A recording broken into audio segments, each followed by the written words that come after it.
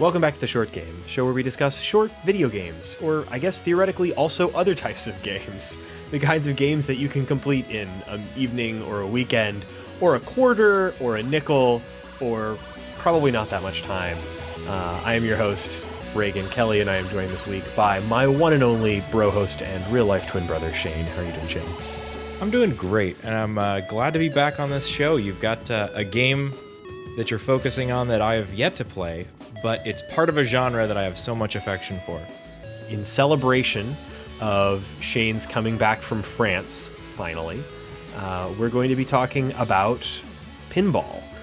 Sort of generally, but also with some specifics of how to play pinball in 2015 and some of the ways you can, get in front of a cool old pinball machine today, but also how you can play this game in your house with cool simulations and video games and such and such. Well, if you wanted to celebrate me coming back from France, we should be doing an episode on Carcassonne.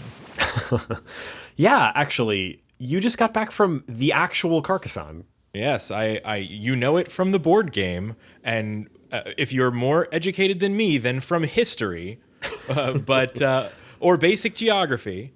But I went and visited Carcassonne. It's wonderful to see a real life castle, and one that shares a name with one of my favorite board and video games. That was actually, I wasn't even, I was vaguely aware that it might be the name of a real place playing the game, but I've been playing the games for years without really thinking about the actual place that inspired it. Is it as sprawling and strung out along the countryside as the board game would lead you to believe? Well, what surprised me is that the board game led me to believe that there would be walled cities surrounded by farmland and connected by little roads and with wooden people everywhere. But actually, it's one big fortified town that goes back to the Roman era, and it's a tremendous sight. I saw some of your photos. It looks really cool. I really wish I could go with you sometime. Shane started a new job where he gets to visit France for work with some regularity, and I have yet to go to France, so seems cool. Oh yeah, it was amazing. I've never seen anything that old. Speaking of old things, let's talk about some pinball. So I don't know. I actually really love pinball. I think it's this really fun, interesting pastime, even though I'm kind of not that great at it. It's a classic Americana thing. I think it's sort of a real American treasure. Pinball is an American invention for the most part, even though it's got its roots in older games and things like pachinko and slot machines and other types of inventions that predate it by a long shot. But pinball's really important in American history. There's a huge history if you go back to where pinball comes from. There's machines that came before it that you would definitely not describe as a game, even more like a slot machine type thing. Put a nickel in, watch a ball kind of fall from the bottom to the top, hit against some pins. You have zero control over it, and maybe if you're lucky, then it falls into the right cup or hole or what have you, and you get a payout in terms of nickels or something. Or before that, they were not even mechanized. They were just on a bar. And if you got it in the cup or something, the barkeeper would pour you a free shot of whiskey. Oh, I haven't seen that. You'd have to avoid being shot by the sheriff or something. But, I mean, it eventually became a skill game. Like it morphed in a really interesting way from being a totally random slot machine style experience to being a skill game. And I mean, this is not an episode where we're going to be talking about the history of pinball in any great detail. I mean, if you really are interested in pinball history, there's better resources out there than we are. Why, if you were to go to Wikipedia, you might find that in 1947, flippers were introduced by Gottlieb's Humpty Dumpty. Only 1947, really? That's right, yeah. And that's when it became a game of skill. They took it from there, and there was back and forth about the legality of it because it was still, by most, considered gambling and a sleazy pastime. And it's because it's funny that you think of it as an all-American thing. I do, and it seems that way now. It seems like forever it's been a quaint thing that you'd pop a quarter into down at the diner or something. But I mean, it was a sleazy pastime, like you say.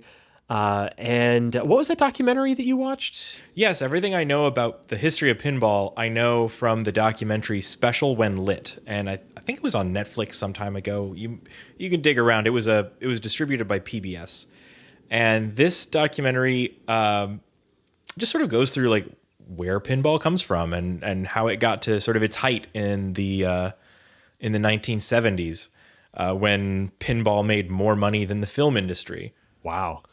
So, and it tells you all these awesome stories. Like there's this, like I mentioned, pinball was illegal for a long time because it was considered gambling. And when they wanted to try and change the laws about this, it was, so for example, in New York, it was banned in the 40s.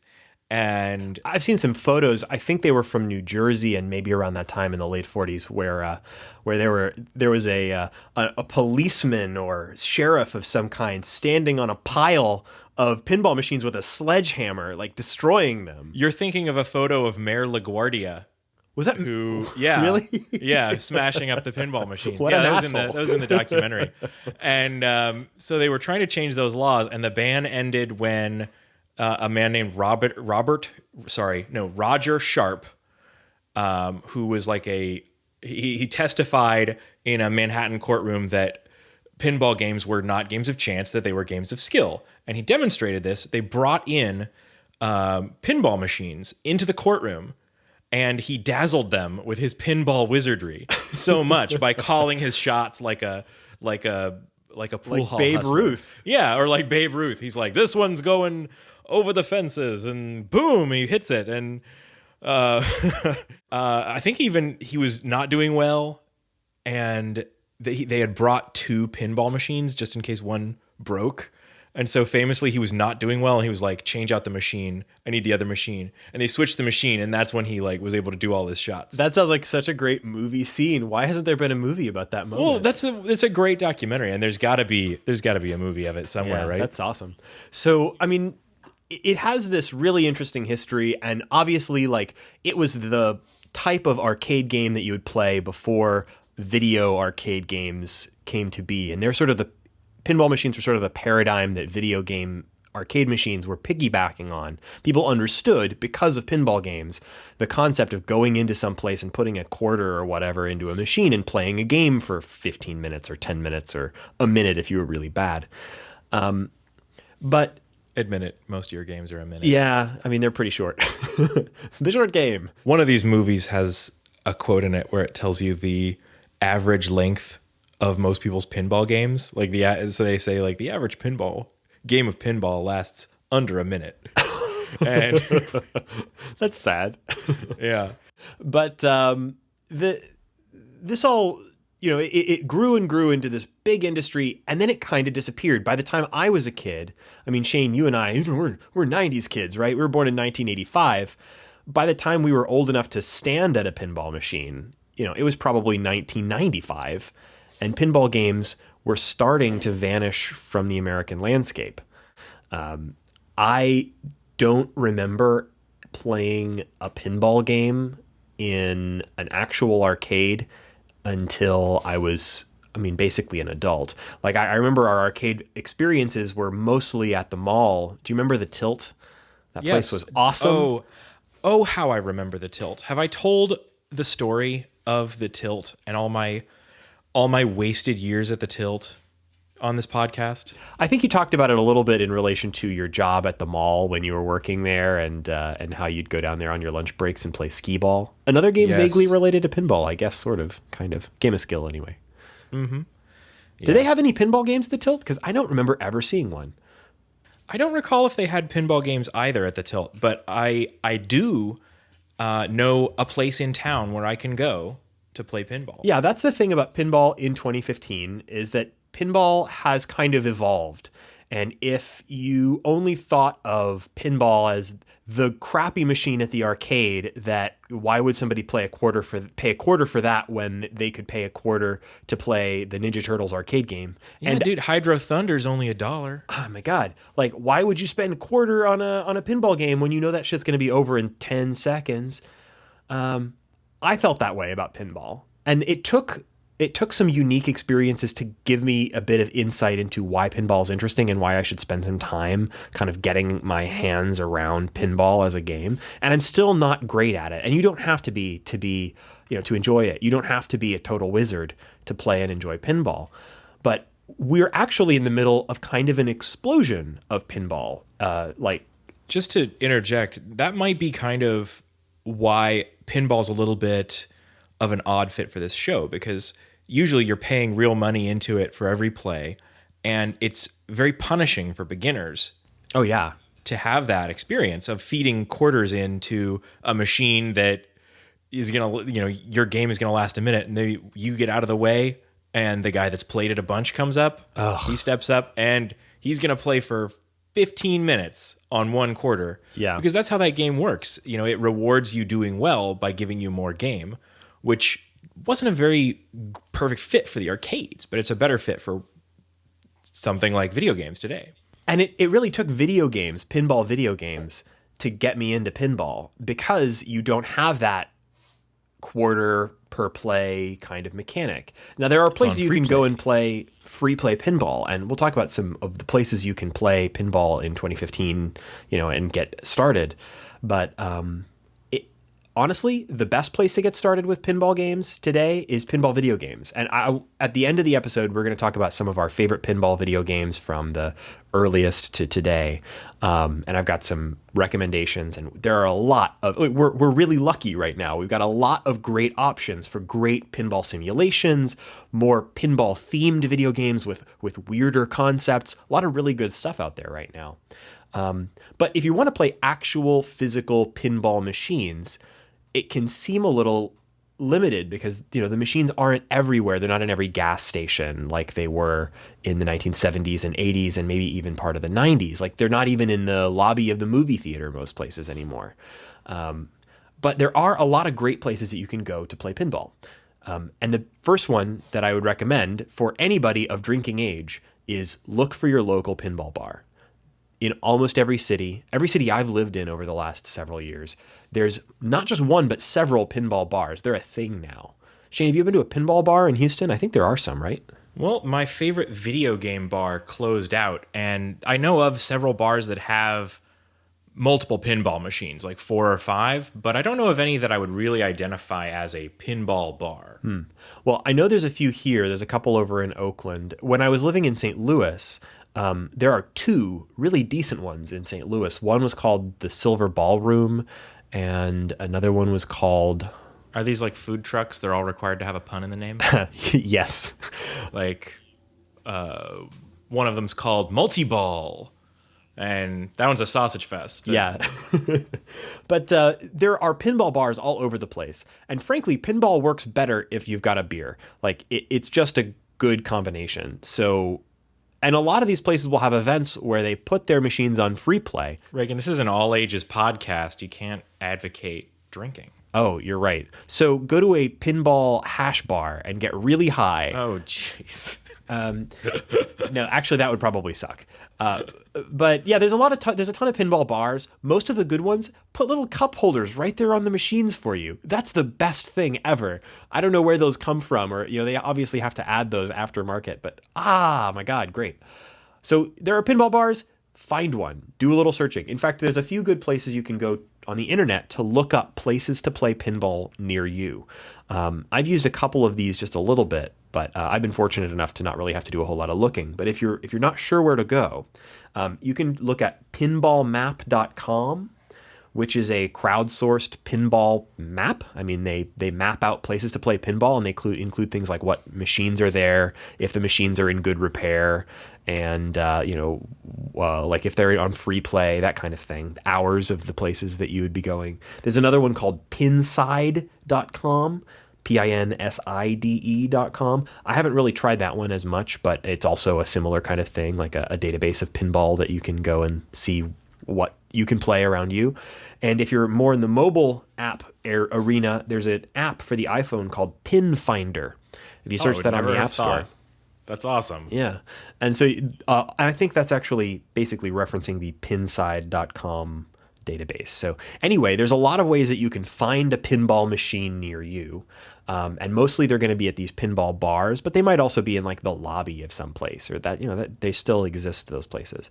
Even better than that, if you can, if you're near one, there's a few places that are starting to be pinball museums, more like curated collections of pinball. When I was over in St. Louis, there was a place right over the river, and I can't remember its name now, but if you are in St. Louis and you look for a pinball place, you'll find it, where they had this basically warehouse where this guy had collected an enormous collection of pinball machines, and you could just go and they were all on free play, and you could play them as much as you wanted. That's fabulous. There's sort of a similar place here in Houston where I'm told that several different collectors have just sort of rented out a piece of cheap retail property somewhere, and they needed a spot to store their pinball games, and they just keep them all on free play. They charge a little bit to get in. If you happen to be lucky enough to live in the San Francisco Bay Area, over in Alameda, California, which isn't super close. It was a bit of a drive, but the world headquarters for this, in my opinion, is the Pacific Pinball Museum. And I took a trip up there not too long ago. The Pacific Pinball Museum is amazing. I mean, they have games from every era, from those early games with no flippers like we talked about, all the way to the very latest stuff, games from the 90s, even some of the modern games, like the newest pinball game to hit the market recently was Wizard of Oz, and it's this very interactive thing with a beautiful high-definition display on the top, and it's got some really cool toys in it. They've got everything, and all of those are on free play as well. You pay a single admission charge, and you can go in there and play all day. And that one thing I liked about that place a lot was that every machine had a little plaque above or near it that explained why that particular machine was interesting or of historical value. I'm going to put some links in the show notes to some videos. There's a really great little mini documentary up on YouTube, I think, about the history of the Pacific Pinball Museum. But it's just a couple of guys that love pinball. Actually, something really interesting about it was that one of the two founders, he's a visual artist, and he had actually been, the way that the business or museum or whatever you want to call it got started was that he was planning an art piece where he was going to buy up a bunch of old broken pinball machines and tear them apart, sand off the art, and use them to create a piece of kinetic sculpture that he had been planning. And he bought all of these machines, and he found he didn't have the heart to sand off the art on the play fields or to destroy the old machines. He instead found himself just restoring and repairing them, and he got together with another guy who was a pinball collector. And long story short, it took them many years, but they finally have like an actual museum space, and you can go in there and play the machines all day, and it's an amazing collection. And they do a Pacific Pinball Expo once a year as well. That's tremendous. And there's a ton of really great things like this. Like, those guys aren't alone. There are pinball exhibitions that travel, like touring exhibits. You can find a place to play a lot of pinball if you do a little looking. And even if you live in a kind of an off the beaten path spot, there's going to be some place where you can go and play a couple of machines. And it's worth doing. And we're going to talk a little bit about why. Actually, do you want to talk pinball tips first? Do you have any tips? I don't have much to say on that, though. I'm no good at pinball. Are you? I'm not really good at it either, frankly. Like, when I stand up to an actual pinball table, there's like a 50% chance that I'm going to drain out like within a minute or two. But sometimes you get really decent at it. And so I don't have any real sage advice for somebody trying to learn pinball, except a few minor things. First off, you've got to pick a machine. And which one, it probably doesn't even really matter. You play a few machines and you pick a machine that you really like. You like the art or whatever it might be. Well, that actually did make sense for me. The last time I did get to play pinball, I'm complaining about I'm no good at pinball, which is true. I won't protest to be good at pinball. But the last time I went and played it was at Joysticks, which is in downtown Houston. And it's a place where they restore these games. That place is awesome. It's tremendous. And you can go, they're only open a couple of days a month, but when they are, you can go and free play whatever you want. And I went and I spent a long time jamming on the Addams Family. Oh, yes. The Addams Family art pinball machine. That is the top selling pinball machine of all time. Yeah, and that's specifically why I picked it. I think they mentioned that in the documentary, in Special When Lit. And so I was like, okay, well, maybe this is the one to play. And it is darn fun, especially when you get the little hand coming up out of the box to grab your ball. Oh, that is the best. And stuff like that. It's got, and that's what makes it for a fun machine. Little toys. But you have to kind of figure out the pattern of how the table actually works. And so that was weird. That's something that's hard for me. Yeah, that's the biggest challenge with the pinball thing. You have to pick a table, and then you have to actually learn the rules. And I mean, the rules to pinball sounds almost like an oxymoron. The rule is don't let the ball fall in the hole. Use your little flippers to do it. But there's rules to every table. They're not usually very complicated. And if you look, they're almost always printed right there on the table. There'll be a little card off on one of the corners. But you read that card and it says, okay, do this, this, this, and you unlock a special. Or do this, this, this, and then you do double points, or you do a multi-ball, or you lock a shot, or there's a skill shot, or whatever it might be. What really you ought to do is Google that machine and find some more detailed descriptions, because for space reasons, and I don't know, maybe even just to intentionally be obscure, often the description right there on the machine is kind of vague.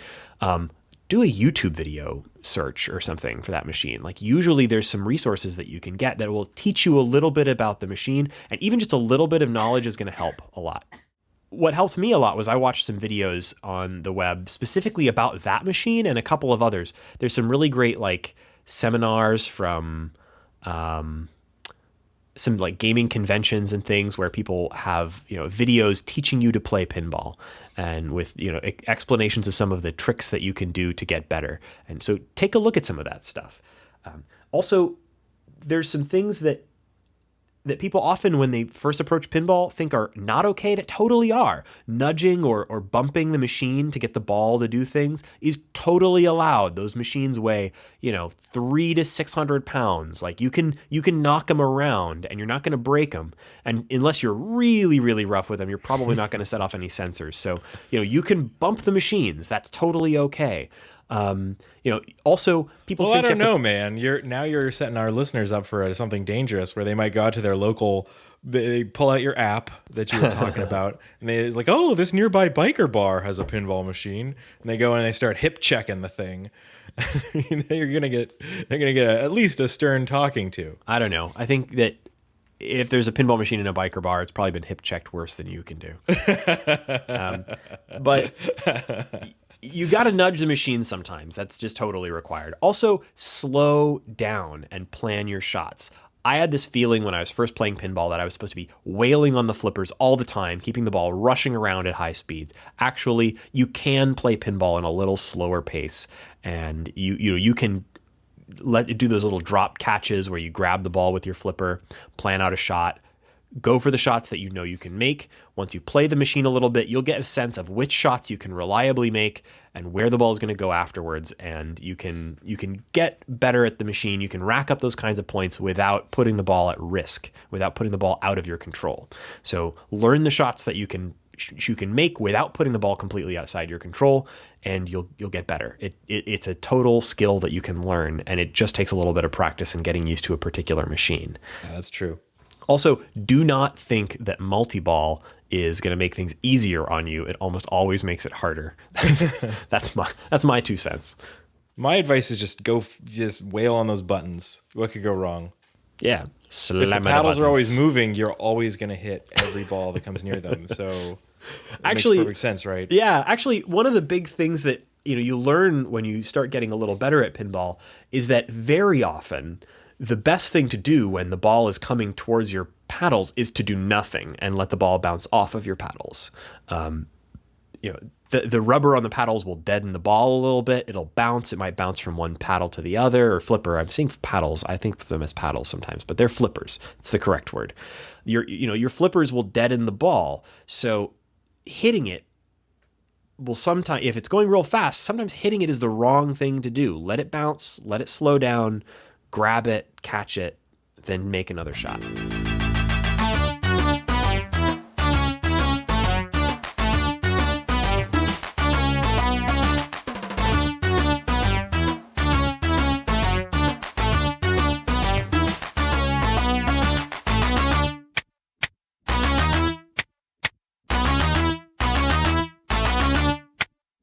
playing actual physical pinball machines is usually not free, not cheap even, you got to put a bunch of quarters in there, and it's not something you can do at home. And this is a video games podcast. So let's talk you about can do it at home, but it's going to cost you something like $5,000. You might be surprised. A lot of pinball machines aren't that expensive anymore, but it does cost you a lot of floor space. You could get a pinball machine for probably $1,000, maybe, in that range. I thought about it, but my wife would kill me. In your place? Yeah. Where are you going to sleep? Yeah, I got a choice between having a bed and a pinball machine, and I've chosen a bed. Maybe I could get a pinball machine that converts into a bed. You just use it as a desk. Yeah. Record your podcasts on it. It would not work for me.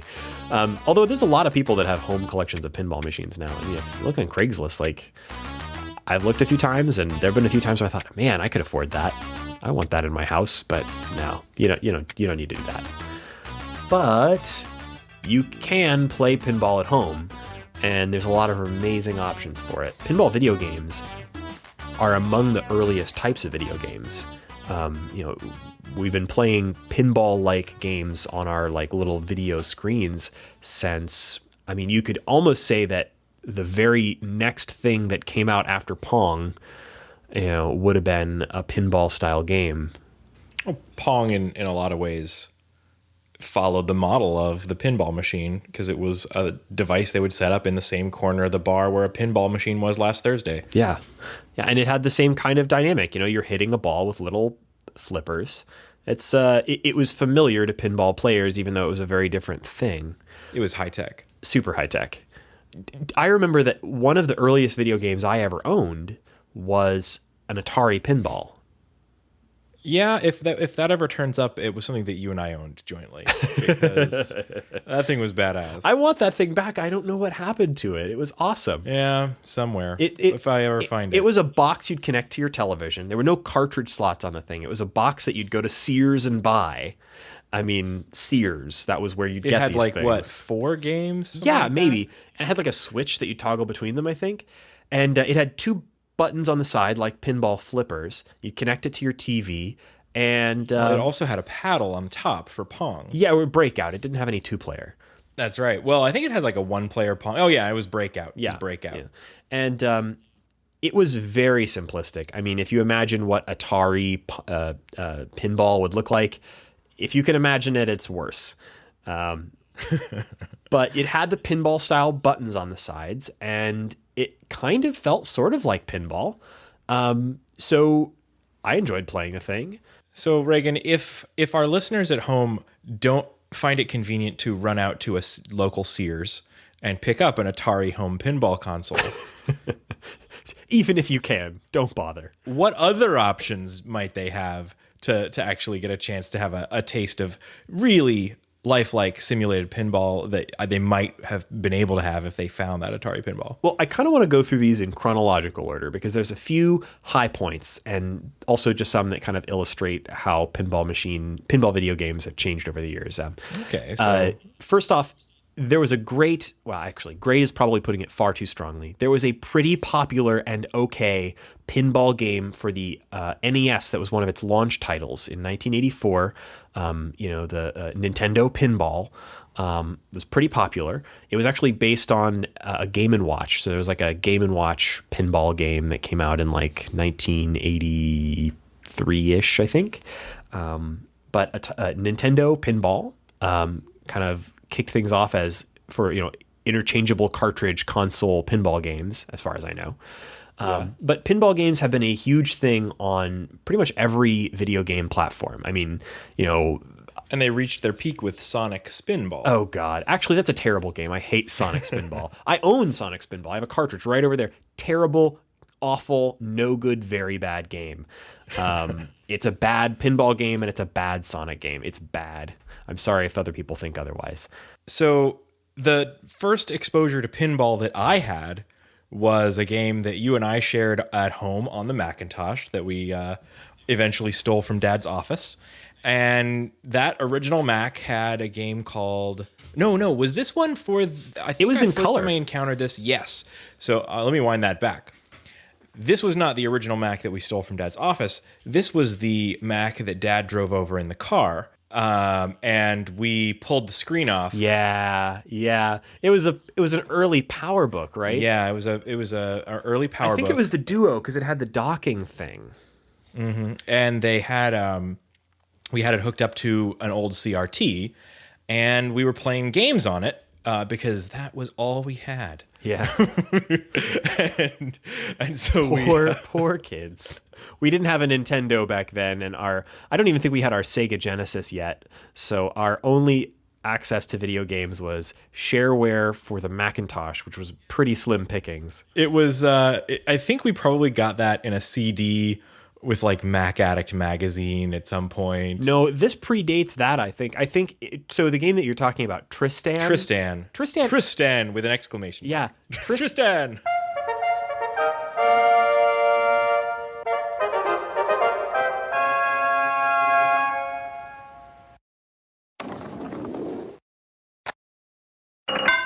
Tristan came out in 1991. Yes, 1991. I just looked it up. And it was from a company called Little Wing Pinball. And you can look them up. Their website is still live, and they have an iPad version of it now, which is strange to me. But it's an incredibly minimalistic pinball game. Like, if you look at it now, it looks like a miniature pinball game, like you might play on a cell phone. Like, it's an incredibly small play field. It's got almost no stuff on it. Like, it's an incredibly simple thing, and it's a single table. A lot of these early pinball games were essentially simulating one game, one pinball table. So imagine the world's tiniest pinball table with two tiny little flippers and color graphics and some badly sampled audio of pinball sounds. Yes, it was for the time, though. I'll tell you what really amazed me about this game was this came out in a time when physics in video games were generally very limited and very unrealistic. Oh, yeah. I remember thinking it was really impressive how fast the ball could move on a diagonal. Oh, yeah. I mean, things in video games did not tend to move in a realistic way. And they managed to get a ball moving around this playfield in a very realistic way. And it had good, colorful art that was clear and easy to read, visually. Mm-hmm. It wasn't like three-dimensional. It was a very two-dimensional representation. But you could see what was happening. And you had control over the ball. And you could do all of the classic things like catch the ball or try and work the table to get points from the bumpers up top and stuff like that. And it was really interesting, game for its time. That said, this game was brutally difficult. Yeah, it was. I don't think I ever got a good, decent score on this game. I don't think I ever knew what a good, decent score on this game was. Yeah, really. I mean, it's. I'll tell you this. I played it a lot at that age, and I came away from it without a full understanding of how to really enjoy pinball. Yeah, that's true. So, I mean, it's an interesting game to look back on now, but as a simulation, I think there are many things that have done this much better. But it's a really interesting little historical footnote, and God, does it kick in some nostalgia for me. The artwork and the sounds, boy. Yep.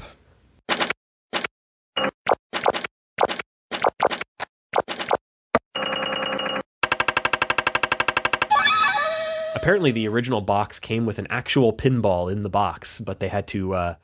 Apparently, the ball would end up crushing the plastic inserts that it shipped in and caused too many returns, and they had to stop including them. So, if you've got one of those original copies of Tristan with the pinball in the box, you may have some sort of a collector's item on your hands. That's awesome. Yeah, I might have to get it for my iPhone or something just for nostalgia's sake, but. Hopefully you've got some better games to tell me about if I want to play pinball at home. Yeah, fortunately, we are in a really good spot for that. So the first pinball games that I really got into personally, really into, was the Crush series of pinball games from Naxat. There's a company called Devil Naxat. Crush. Yes. Alien Crush, Devil Crush, and there's actually a third game that's less known because it didn't make it outside of Japan called Jackie Crush. And also, so Alien Crush only came out for the TurboGrafx 16, which means that most people probably never encountered it. It's a pretty darn good pinball game. I think what they did there that was pretty innovative at the time was that it has this H.R. Geiger Aliens style visually, and it has a square. One of the problems with pinball video games is that you have to fit something that is fundamentally a tall thing and rather narrow onto a screen that is almost always a narrow thing and, not very tall. So you have one of two choices. You can either make a weirdly shaped square pinball machine, which is sort of the approach that Tristan took, or you can end up, or what you can do what Alien Crush did, which was to spread out this pinball game across multiple screens. So when the ball leaves the top of one screen, it appears your camera pans up to another screen, and you're looking at a whole separate pinball table. So really, the table is kind of made up of 3 vertically arranged separate pinball tables, each of which has its own set of flippers. Yeah, pinball machines had to get the trend was for them to get taller and taller, to have more and more kind of higher heights to reach. And they'd have new paddles added, new flippers added higher up on the machine, adding extra ways to play on like secondary play fields. Yeah. And it's like kind of a good way to simulate that is just a pan from one to another. Yeah, and Alien Crush, the first one, didn't have a pan option, but in Devil's Crush, they actually figured out how to get the TurboGrafx 16 to actually smoothly pan from one table to the other rather than just cutting from one to the next. But the big innovation of those games was that they kind of took pinball out of reality, and they weren't simulating it. They were, it was a pinball table, and yet it included all of these fantastical things that you could never include in a real pinball table. So there's little aliens or devils or what have you crawling around on the playfield, and they move around, and you can hit them with the pinball to kill them. Moving targets before were something that was pretty rare. Yeah, almost impossible on most pinball machines. And then they have little boss fights, like they have little bonus levels that if you get something, if you do particularly well at something, you hit your ball into the alien or the devil lady's mouth or something, then your ball is transported to a totally different playfield that doesn't appear on the main board. You got a little like mini game or boss fight type encounter with your pinball. So there's all these little things in it that add on to the game of pinball and make it this sort of different thing. They're really, really fun games. If you want to play them today, you're a little limited because TurboGrafx 16s are really, really hard to find. If you don't have access to a TurboGrafx 16, obviously you can emulate these. But one really good option is that, fortunately, one of the two of these games had a really good Sega Genesis port as well. But you wouldn't know it because it came out under a different name. So if you have a Sega Genesis lying around, you can play Dragon's Fury. This is a great version of Devil's Crush that's had all of the satanic imagery removed. So typical 1990s video game censoring, they took out all the pentagrams and just put in like little stars. They took out some of the more demonic looking things and put in more generic fantasy looking things, but the game is totally intact, and it's actually a really good port. It's also got amazing box art, so It's got like a dragon instead of the devil face that pops up in the middle of the playfield. And the dragon is like holding a pinball on the cover of the game. It's awesome. This is one of my favorite pieces of cover art of almost any game I've ever seen. So I love this game, and it's a wonderful port of the TurboGrafx 16 version. Can you see it, Shane? Oh, I didn't know you actually had it. Oh, yeah. That's epic. I love it. Oh, Dragon's Fury. Check him out. Oh, yeah. He's got it in his little tiny stubby T-Rex arm. Yeah, he's awesome. So I'll have a link to the picture of this box art in the show notes. This is some of my favorite box art of any game that I own. It's amazing. It was a port by Tengen, and Tengen did always really good work in those days. So the port's great. It's a great Sega Genesis game. If you have a Sega Genesis lying around. The original game, Alien Crush, was only out on that the TurboGrafx 16. And then the third game in the series didn't even see American release. It's called Jackie Crush. A Jackie is apparently some kind of demon from Japanese mythology. And so Jackie Crush only ever came out on the Super Famicom in Japan. I actually bought a copy of it on eBay in order to play it, but I have to be perfectly honest, it's not the one to play. Play Devil's Crush, or if you can't play the original TurboGrafx 16 version, play Dragon's Fury, the Genesis port. This game is absolutely baller. How about what's the state of the art in terms of these games now? Well, there's a few things, and actually, this is another area where we're kind of lucky right now that there's some competition, and it's been driving things to get really good. There are two big games in the pinball simulation space right now, and they are kind of taking slightly different approaches. So if you want something that is simulating actual tables, that they get the license, they do an exact copy of an actual physical table and let you play it on your PC, or they've got a PS4 port that's actually really good.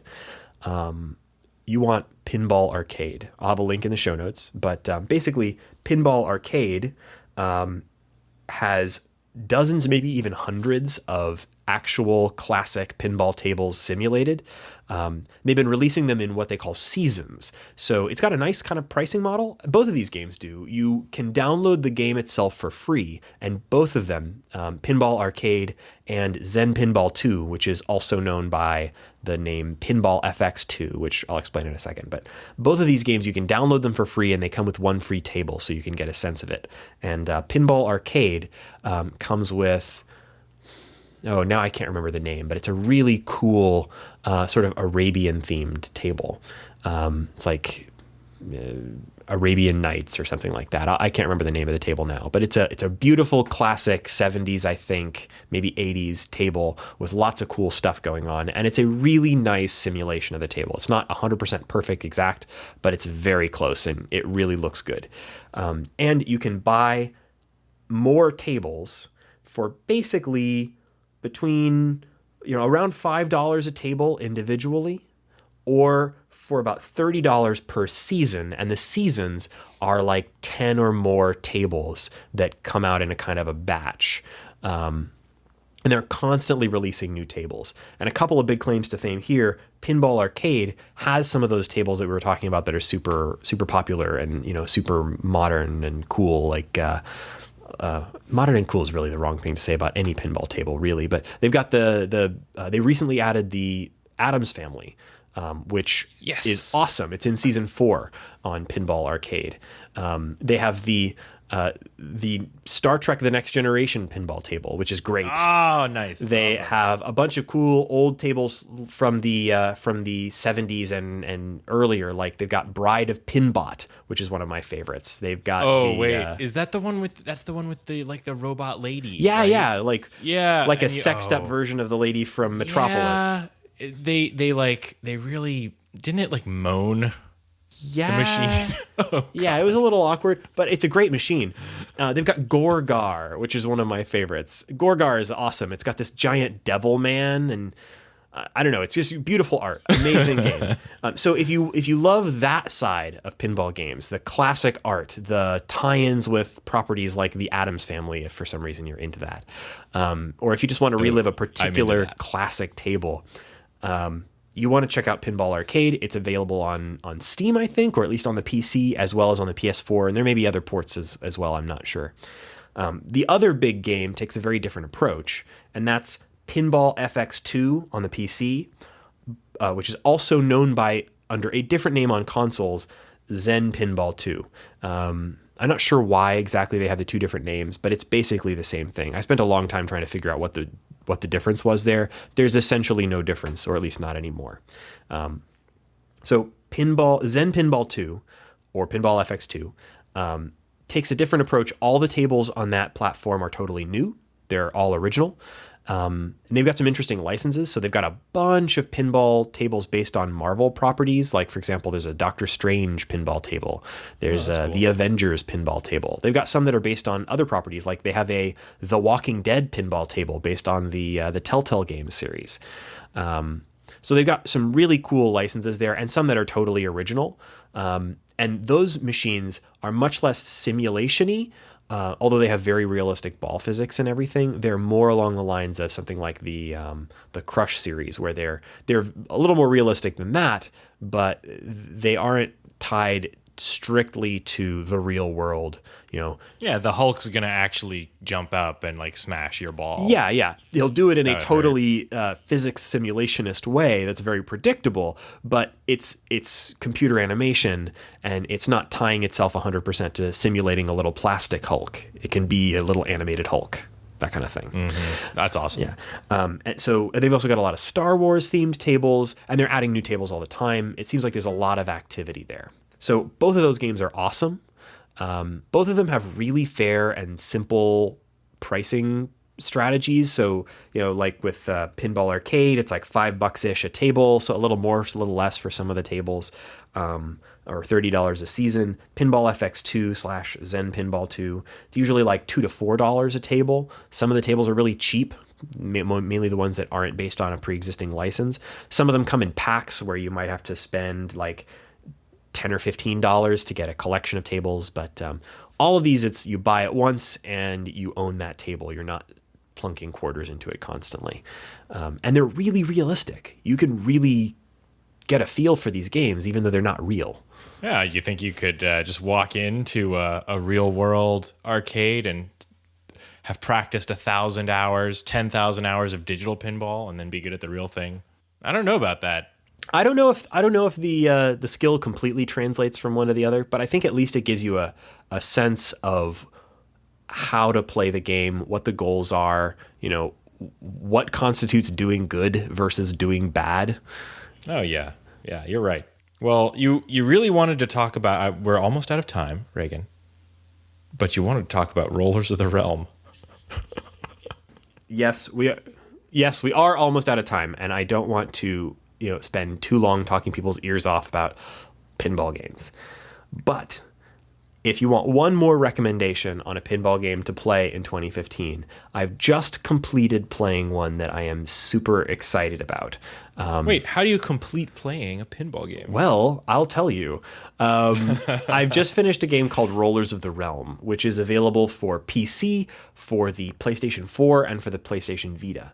And this is an example, kind of like the Devil's Crush games, or the Crush series of games, of a pinball game that doesn't tie itself to physical pinball physics or simulation in any way. And actually, it's got a meld with another genre. It's very interesting. It's a combination pinball RPG game. So, and it does this, that seems like a really weird combination, but it really works. It got kind of mediocre reviews when it came out, and I think that's because a lot of people went into it without being interested in playing pinball. I mean, I really think that some of the bad reviews were because people didn't like pinball. If you like playing pinball games of any kind, this game is going to be amazing, or at least it was for me. First off, you have a party. Your party are your pinball balls. So you've got your rogue. Her ball is brown in color, and it moves very quickly compared to the other balls. It's got a high agility rating, and which means that when you tilt, you get more oomph out of your tilt. And also, she can backstab people. So, your pinball tables in this game each represent like a physical space, like a town courtyard or a dungeon or something like that. And all of the pinball little widgets, like even your flippers, the bumpers, everything is... Bumper might be like a piece of furniture, Yeah. or a big fat guy sitting in the middle of the road. Yeah, or almost anything. Like, yeah, a fat guy, sure. And then your characters are all pinballs, but all of the enemy characters are actual little people. So like wandering around on this pinball table shaped room. And so you launch your pinballs into the room. They obey pinball physics. And you're using your flippers to keep them in play. And generally, the goal of each of these play fields or areas is to kill a bunch of people by hitting them with your pinballs. You've got your rogue, who's a small, agile pinball. You've got your knight, who's a much larger ball, moves a little slower, but does more damage, and is less likely to be hit and parried, which means like bounced. There's other balls that kind of join your party as you play. So there's like a hunter who has a little ranged attack, shoots arrows at other people while he's rolling around. There's a healer And your party takes damage not by injuring your pinballs, but rather by injuring your flippers. And this is the really clever thing about the game. If you're doing badly, it's not that your balls are being damaged, it's that your flippers are being damaged. Your flippers are little health bars. And Reagan, please, I'm going to edit that out where you say talking about your balls being damaged. no, I'm afraid I have to keep it in. But so imagine a little health bar, and as it gets shorter, so do your flippers. Your flippers take damage, and so the more damage you've taken, the harder it is to keep your balls in play, and you have to bring out your healer to heal your flippers. It's really clever, and there's boss fights. A lot of kind of additional mechanics on top of the pinball. Yeah. But the pinball is pretty much intact. Yeah, well, I would say that its pinball is actually really simple compared to a lot of the more complex games, but that's because it's able to convey to you what the goal of the moment is more clearly. So, a lot of pinball tables, there are probably a half a dozen different things on the play field that you could hit with your ball to start some sequence of events to start scoring points. And what you do and in what order is kind of up to you, but sometimes the goals are a little opaque. That's one of the challenges with most pinball machines and games in general. This one, the goal is always super clear. Your goal is kill that guy or destroy that door or, hit that thing 15 times and it'll unlock or something. Like, it's very clear goals. And because those goals are so very clear, and also because the playfields are pretty small compared to a larger pinball table, it's really a good introduction to pinball, or at least I think so, because it's not hard to pick up. It's something that you can get a sense of. You can feel like you know what you're doing really quickly.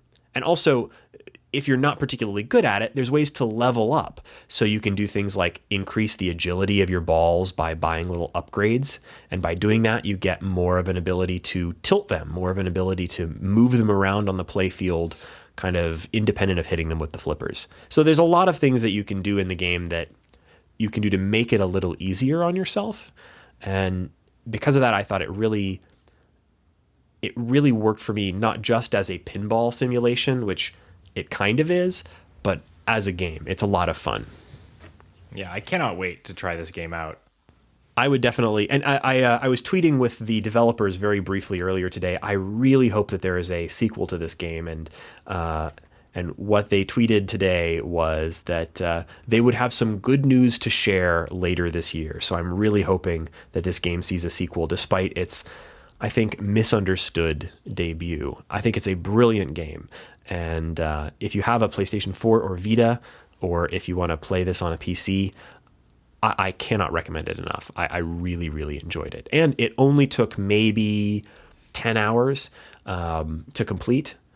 I haven't gone back and done all of the challenges or any of the arena, which is this whole other play mechanic that it has, but I've completed it and beaten the boss, and 100% recommend the game. It's fantastic. Yeah, that's awesome. Sounds like it kind of combines the classic pinball arcade style with the almost like a Space Invaders-y type style of play that's also kind of classic arcade style. It's very arcadey. It's pick up and play. I would drop into it and play one play field or so. Maybe how much kind of leveling up does it have for your stuff? It seems like you've got some, if you're going full RPG, you've got to have some kind of leveling mechanic where you're going to be grinding on something. Yeah, you can go back and play any previous play field as many times as you want. That's probably my one criticism for the game, is that when you do go back and play the old play fields again, just to grind your balls on the old play fields. Yeah. You just need to really grind. You gotta to level up. You gotta to get that loot. Really, just gotta grind your balls. Yeah. Well, when you go back to grind your balls, you don't get quite the same experience. It replaces all of the interesting characters with just generic soldiers because, of course, you killed all those guys. So it's not quite as fun to replay some of the old tables as it is to play them for the first time, which is a little different for a pinball machine. But yes, when you do go back, you can accrue more loot. Then you can go and spend that loot on, mostly the upgrade mechanic is based on items. You get these items that have little effects on your character's stats. And you can buff those stats a little bit. If you're willing to spend a lot of time grinding and improving your stats, you can get some benefits that really make the game easier in certain areas. Well, it sounds like even just on my home consoles I've got a lot more options for pinball than I thought I did. Like I didn't even know about these Zen Pinball or Rollers of the Realm even like a week ago. And so there's so many more options. Yeah. These are free games. You can download these and see if you're into them. Each of these gives you a free table that you can play as much as you'd like. And actually, the table that That's comes really cool. with Zen Pinball 2, which I think is called like the Sorcerer's Dungeon or something like that. It's kind of weird. It's got a weird theme. It's like a couple of, the theme is like based around a couple of kids breaking into an old house and finding that it's like a sorcerer's lair. Like Merlin's house. Yeah, it's a cute table, but it's actually a really good one. And it's totally free. You can play that game on PC or your PlayStation 4, or there's a PS3 version or whatever. Download the thing and play it. And then if you like it, you can buy more tables, and they're really cheap. They're like $2 or $3. So there's really, no excuse, no excuse not to try these games. I think that's our motto here at the Short Game. We've taken away all your excuses. You do have time. It's only a couple of bucks. Go have fun. We insist. We do. Yes. It's mandatory. Mandatory fun. Well, it's cool talking to you about pinball, bro. Yeah, I'm glad I got that off my chest. Keep your flippers flopping. All right. That's what I always say. That's not what you always say. So where can people find out more about this fine show? You can find the show notes at theshortgame.net. You don't need to sing it, but you're welcome to do so if you want to continue. Nah, I'm good. Nah, you just ruined it. All right. So you can follow me on Twitter. I am Reagan Kelly, and you can follow me on Twitter at RAYGANK. That's Raygank or Reagan K, depending on how you prefer. And Shane, where can people find you? You can find me at 8-Bit Shane. And of course, our website, theshortgame.net. We'd love it if you'd follow our show on Twitter. That's at _shortgame. But most of all, we'd love it if you'd leave a review for our show on iTunes. That's your best way to support the show and to leave us feedback. Head to iTunes and search for The Short Game in the iTunes Music Store, or you can head to our website where you can click a link to get there. So thank you very much for listening, and hopefully we'll catch you next week on another episode of The Short Game. Ding, ding, ding, ding, ding, ding, ding.